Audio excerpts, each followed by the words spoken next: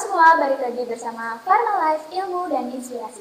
Halo, aku Nesya. Di sini aku kedatangan narasumber yang bakal menginspirasi kalian semua. Di sini kedatangan Teh Eliza. Halo Teh Eliza. Halo. Sebelumnya nih Teh, boleh diperkenalan dulu ke teman-teman Pharma Life di sini. Mungkin mereka belum pada tahu Teh siapa. Oke, halo. Kenalin aku Eliza Navalutami, Farmasi angkatan 2022. Gimana nih Teh kabarnya? Alhamdulillah baik. Cuman semester ini lagi sibuk-sibuknya banget. Berarti kesibukannya sekarang apa nih Teh? Sibukannya pasti kan kayak perkuliahan biasa ya, kayak ya kuliah, terus praktikum kayak gitu. Cuman sekarang lagi ditambah sama ada ikutan PKM juga kan. Jadi kayak nyusun proposalnya juga, sama aku udah ngambil TA, jadi lagi revisian sama bimbingan proposal TA. Sibuk ya Teh. Oke nih Teh, aku langsung aja masuk ke pertanyaan. Apa sih yang membuat Teteh tertarik untuk mengikuti kompetisi farmasi konseling? Sebenarnya motivasinya tadinya tuh dari ini ya, diajak sama kakak tingkat ya buat ikutan lomba ini tuh, katanya cobain gitu buat ikutan lomba konseling. Dia cuma nyobain, tapi alhamdulillah pas di parasut yang ke-8 kemarin itu masuk ke final. Nah pas masuk ke final, sebenarnya sih ini kan coba-coba, jadi nggak expect tuh masuk ke final kan. Nah apalagi semester 3 kan praktikumnya banyak nih ya, terus padat banget jadwal kuliahnya. Sebenarnya tuh kayak, aduh gimana nih ngebagi waktunya gitu perlombaan. Cuman dari disupport banget sama kakak tingkat, terus dari dosen pembimbing juga Pak Bambang kan, dibimbing ya udah nggak apa-apa cobain dulu. Akhirnya ya motivasinya pasti bisa nambah relasi kan, relasi pertemanan, karena kan yang ikutan lomba banyak banget, pengalamannya juga udah banyak banget gitu kan. Jadi kayak oh gini loh konseling tuh, jadi kayak nambah wawasan, nambah relasi pertemanan gitu. Terus kayak tahu oh ternyata kompetisi konseling tuh kayak gini, susahnya gini gitu. Jadi dapat ilmu baru sih. Berarti bisa nih Teh ya ngebagi waktunya. Bisa-bisain sih. Terus nih Teh, bisa diceritain pengalaman Teteh saat mengikuti kompetisi Parasut 9 di Unsud dan Farmanova di ITB. Pengalamannya ya? Iya. Lebih kalau misalnya yang parasut kan itu yang lomba kedua ya setelah parasut yang ke-8. Karena kan waktu yang di parasut ke-8 tuh aku masuk 5 besar tapi cuman dapat di harapan ke-1. Nah yang parasut yang ke-9 ini kan masuk di 7 besar ya. 7 besar pasti kan dapat teman-teman yang ini kan apa sih universitas yang wah banget kan, keren-keren gitu. Pasti jadi kayak aduh ke pressure banget, soalnya ini kan yang kedua kalinya, pasti kan orang ekspektasinya pasti lebih tinggi lagi kan. Udah ke parasut kedua kali berarti kan harusnya juaranya lebih bagus lagi gitu. Dan alhamdulillahnya tuh dapat nih ke-1 di parasut yang sekarang tuh. Kalau misalnya pengalamannya sih kan karena kemarin masterinya juga saluran cerna, dan kebetulan pas aku ikut juga itu lagi semester 5 itu materinya saluran cerna, jadi kayak oh ini mah materi yang masih sama masih sama yang di kampus, jadi kayak oh ya belajar dikit-dikit lah, walaupun itu kan tetap minta dibimbing ya sama Pak Bambang kan, ini gimana materinya kayak gitu sama konselingannya, soalnya kan pengen dong lebih bagus lagi dari yang sebelumnya waktu parasut. Nah kalau yang Permanova ITB itu dia itu kan tentangnya infeksi ya, tentang infeksi. Itu tuh materi udah semester 3 atau 4 ya, sekitaran itu aku lupa.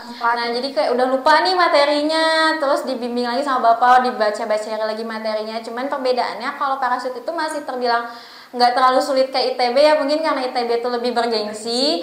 Dia tuh kayak ada pembacaan hasil lab, itu jadi kayak wah ini gimana, soalnya di kampus kan kita nggak belajar lebih spesifik banget nih pembacaan hasil lab kayak gimana. Jadi kayak wah ini pasti susah banget gitu. Jadi di ITB-nya lebih spesifik jadi kayak ada pembacaan hasil labnya, jadi pasiennya tuh nanya hasil lab ini tuh kayak gimana, dijelasin gitu.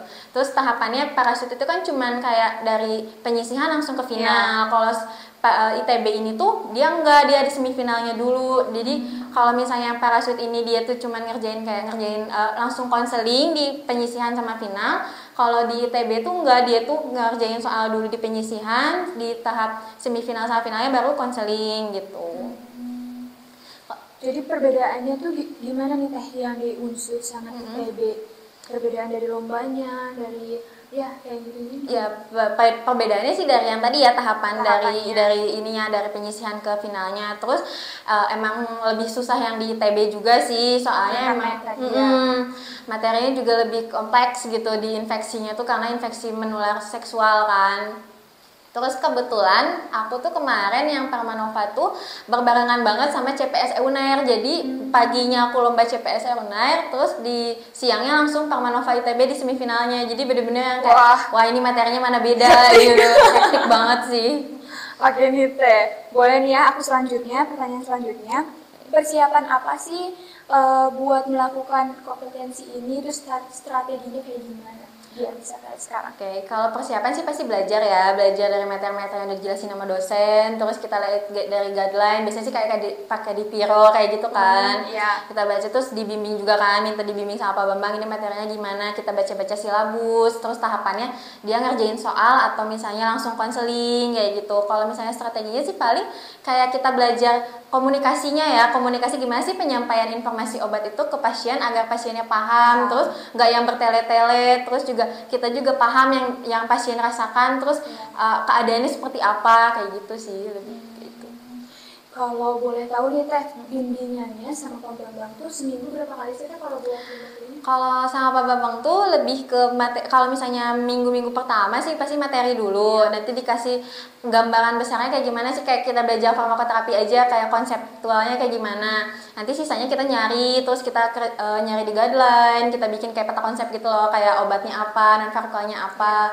Nanti setelah itu kita konseling ditanya lagi ke Bapak, Pak ini udah bener belum kayak gimana. Terus latihan konselingnya sih sekali, terus habis itu latihan mandiri. Oh jadi lombanya itu sendiri-sendiri ya? Iya, lombanya sendiri-sendiri.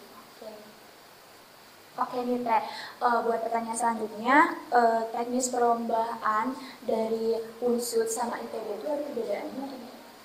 Kalau misalnya perbedaan sih enggak ya, paling tahapannya tadi aja. Kayak kalau misalnya parasut kan langsung konseling, kebetulan waktu penyisiannya tuh Zoom meeting gitu. Jadi jurinya tuh di Zoom ada 4 orang, terus ada kayak pasiennya itu dari mahasiswa farmasi sendiri gitu.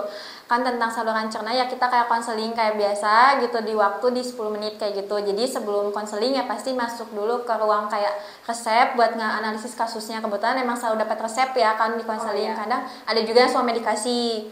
Kebetulan aku dapetnya selalu resep. Nah, kalau yang Permanova, dia kan di tahap penyisihannya dia ngerjain soal di Zoom meeting, ngerjain soal di kayak aplikasi platform gitu deh, ngerjain. Kebetulan aku masuk di 10 besar, di urutan ke-9. Nah, terus kemudian langsung lanjut ke tahap semifinal. Kalau misalnya di Permanova tetap Zoom juga sama, ada 4 juri yang ngeliatin, terus kayak satu pasiennya tuh dari mahasiswa farmasi. Kalau di finalnya pasti masuk di ruangan gitu, di kita face to face sama pasiennya dari mahasiswa farmasi, terus jurinya yang 4 itu merhatiin gitu kan. Jadi di depannya? Iya, di depan. Itu mahasiswanya sambil ngeliat aja? Iya, betul. Jadi mahasiswanya itu kayak orang awam yang nggak tahu tentang resep itu. Perbedaannya pasti kalau yang parasut itu ya cuman resep aja nih, resepnya juga yang maksudnya tergolong nggak terlalu sulit gitu. Tapi kalau misalnya yang ITB itu selain resep dia tuh kayak ada kasus gitu, jadi ada hasil lab gitu yang harus dianalisis gitu. Nah, karena aku memang nggak terlalu belajar hasil lab, jadi itu bakal jadi ini banget sih, jadi kayak wah ini gimana nih, jadi kayak susah gitu. Pasti sih. Terus nih Teh, aku mau tanya tantangan terbesar Teh waktu mengikuti lomba di Unsud sama ITB itu apa aja sih? Kayak kalau misalnya dari yang di Unsud itu waktu itu kan yang udah pernah sekali kan masuk kan, jadi ini yang kedua kali pasti lebih tekanannya karena ini pasti orang nuntut juara dong, pasti iya udah 2 kali masa nggak bisa ngeraih juara gitu. Nah kalau misalnya Permanova, nah sebelum yang parasut ke Permanova tuh aku sempat ikut dulu yang Parves di UI. Aku cuma masuk ke 5 besar, lolos jadi finalis doang. Dan kalau misalnya yang UI itu waktu itu aku karena lagi UTS atau UAS gitu, jadi nggak maksimal banget nggak belajarnya karena memang jeda dari parasut ke Parves tuh emang lumayan deket gitu. Nah dari Parves ke Permanova juga lumayan sekitar 1 apa 2 bulan gitu jedanya, jadi kayak transisi lombanya tuh udah ya apalagi dari UTS gitu kan. Kalau misalnya yang Permanova sih lebih ke tantangannya yang tadi resep itu, yang tadi tentang hasil lab kan, itu aku agak tricky banget ini gimana ya gitu karena nggak terlalu dipelajarin juga. Berarti sama Pak Bambang juga nggak dipelajarin yang hasil lab yang kayak gitu? Jadi cuma dijelasin kayak ya poin-poin yang kayak aspek penilaiannya kayak apa, tapi nggak tahu gitu kalau misalnya pembacaan hasil labnya seperti apa.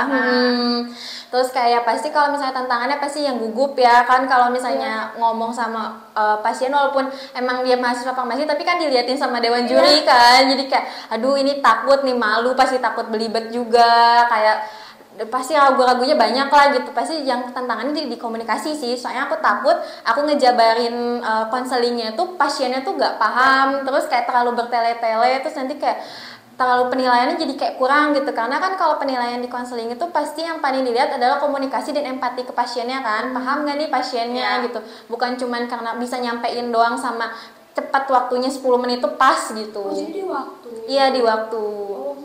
Paling maksimal apa konselingnya berapa? Biasanya 8-10 menit, tapi selama yang aku ikutin biasanya 10 menit sih di waktunya. Itu tuh depan juri atau ada penonton lainnya? Kalau misalnya dua-duanya waktu itu emang ada penonton ya, jadi kayak di prank gitu loh. Jadi bilangnya katanya cuma ada juri doang, begitu masuk loh kok ini yang nomornya banyak banget gitu. Ternyata jadi makin aduh gimana ya, makin nervous banget gitu. Tapi ya udahlah ya, bismillah aja gitu. Akhirnya bisa. Bisa. Oke nih Teh, hal yang paling berkesan selama Teteh mengikuti lomba konseling itu apa aja sih? Pasti kalau berkesannya punya temen ya, jadi punya temen di luar kampus nih, terus jadi kayak dapat kayak apa ya, keuntungan kayak materi-materi yang misalnya kita nggak dapat di Unisba gitu kan, nggak semuanya dipelajarin kan, dipelajari misalnya dapat dari temen yang lain, dari relasi yang baru, terus dapat wawasan baru nih tentang kan pasti ada masukan-masukan dari juri kan, biar supaya kita konselingnya lebih bagus lagi gitu. Oke nih Teh, bagaimana kompetisi ini yang membantu Teteh berkembang sebagai calon apoteker? Pasti kan kalau misalnya apalagi apoteker emang pasti ada konselingnya, pasti walaupun mau ke ranah industri pasti kan ada juga yang bagian konseling. Nah kalau misalnya dari dampaknya perlombaan ini sih pasti lebih melatih komunikasi ke pasien kayak gimana, cara penyampaian informasinya tuh ke pasien kayak gimana, biar pasiennya tuh paham, jadi patuh juga, karena kan ada kalau kasus kan biasanya banyak pasien tuh nggak patuh kan, apalagi kalau obatnya banyak gitu, dia nggak paham, jadi nggak mau minum obat, jadi ya gimana cara nyampein ke pasiennya tuh harus kena, dianya juga jadi ngerasa kayak nyaman juga buat kayak cerita masalah ke apa ya, gejala yang dia rasainnya gimana, lebih ke empatinya gitu sama komunikasi. Empatinya harus ada ya. Menurut Teteh nih, apa kualitas utama yang harus dimiliki sama peserta konseling? Kalau menurut aku sendiri sih ya, kalau misalnya buat yang punya ikut pasien konseling ini pasti kan komunikasi sama empatinya ya. Soalnya kalau misalnya kan kita kalau belajar di kampus tuh cuman kayak obatnya apa sih, ini gejalanya buat apa. Jadi bukan cuma sekedar itu aja, tapi kita tuh harus bisa juga nyampein nih ke pasien tuh, ini tuh obatnya kayak gini Bu, buat apa, aturan pakainya gimana gitu. Terus kayak kita juga harus ngedengerin keluhan pasiennya kayak gimana, jangan kayak kitanya ngomong terus tapi pasiennya tuh bingung, nggak tahu informasi yang kita sampeinnya tuh apa, terus kayak obatnya kayak gimana jadi dia nggak paham. Jadi kita tuh bener-bener yang harus ngasih tahu pelan-pelan, ngasih tahu bener-bener yang pasiennya tuh sampai paham, sampai patuh gitu gimana cara penggunaan obatnya kayak gitu. Jadi menurut aku sih pasti kalau misalnya kualitas utamanya sih pasti itu ya paling pentingnya, komunikasinya. Ya. Terus nih dari Teteh ada nggak sih tips buat teman-teman farmasi di sini yang mau mengikuti lomba serupa seperti Teteh? Mungkin teman-teman di sini masih kayak ragu, belum percaya diri, termasuk aku juga nih. Kalau kata aku sih jangan ragu ya buat coba, karena aku juga waktu itu kan cuma coba-coba ternyata kan masuk kan. Karena kalau misalnya kalau ada kesempatan kenapa enggak gitu. Jadi kan kita bisa nguji nih, aku kan seneng banget nge-challenge sendiri gitu, kayak sampai mana sih kemampuan aku gitu, kayak apalagi kalau misalnya kalau ikutan lomba berarti kan kita nge-challenge sama orang lain kan, sama universitas yang pasti keren-keren banget gitu. Nge-challenge ternyata kita udah bisa setara nih kalau misalnya kita masuk kan. Jadi kalau misalnya ikut lomba tuh jangan dipikirannya kita harus menang, tapi yang penting kita bisa dulu ngeusahain dengan maksimal. Ternyata kalau misalnya urusan hasil mah belakangan, karena apa-apa juga kan kalau awal nggak mungkin langsung juara ya, pasti bertahap gitu. Jadi kalau kata aku sih lebih baik nyoba daripada nyesel gak pernah nyoba sama sekali. Harus coba dulu, jangan ragu ya Teh. Oke nih Teh, selanjutnya apa rencana Teteh selanjutnya setelah pencapaian ini? Apa ingin ikutan lomba lagi atau mau fokus dulu kuliah atau gimana? Pasti kalau fokus kuliah pasti ya, kan kuliah nomor 1 gitu. Nah kalau misalnya sekarang sih memang lagi sibuk sama PKM sama ini juga kan, TA. Nah, nggak tahu sih, cuman emang udah ada dari Pak Bambang juga udah beberapa list buat ikut lomba lagi. Cuman aku tuh pengen selain konseling tuh pengen ikut lomba yang lain gitu loh, kayak Olimpiade Farmasi kayak gitu. Jadi kayak pengen nge-challenge lagi. Ini kan konseling udah nih, jadi biar nggak konselingan terus gitu, pengen lomba lain. Udah ada rencana lah. Iya, sudah ada buat ikut lomba lain. Ditunggu biar masuk podcast lagi. Oke nih Teh, pesan terakhir dari Teteh untuk teman-teman farmasi yang di sini agar lebih aktif lagi dalam mengikuti lomba itu apa aja? Lebih ke ini sih ya, ya tadi kayak jangan takut coba. Kalau misalnya malu, semua orang juga pasti ngerasa itu, apalagi pertama kali buat lomba. Tapi jangan karena rasa malu kitanya jadi kehambat gitu. Apalagi kan kalau misalnya di dunia kerja tuh kita harus punya soft skill lain ya, selain nggak cuman karena pinter kayak gitu kan, harus bisa nih. Apalagi kalau misalnya kan pengen tertarik ke konseling atau ke klinis gitu. Jadi kan kita harus bisa nih komunikasinya gimana gitu. Jadi lebih baik mencoba sih daripada nggak sama sekali gitu.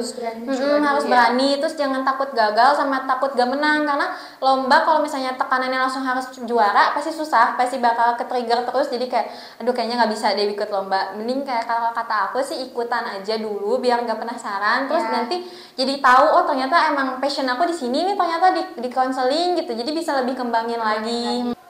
Jadi berarti kita jangan ragu dulu ya Teh, berani dulu memulai, masalah juara mah belakangan. Oke nih Teh, makasih ya Teh udah mau diundang ke podcast kita. Makasih juga udah jauh-jauh ke sini. Mungkin dari aku semoga Teteh TA-nya lancar, kuliahnya lancar, dan buat lomba-lomba selanjutnya bisa meraih juara lagi. Amin, makasih juga ya. Iya, bye-bye. Ya.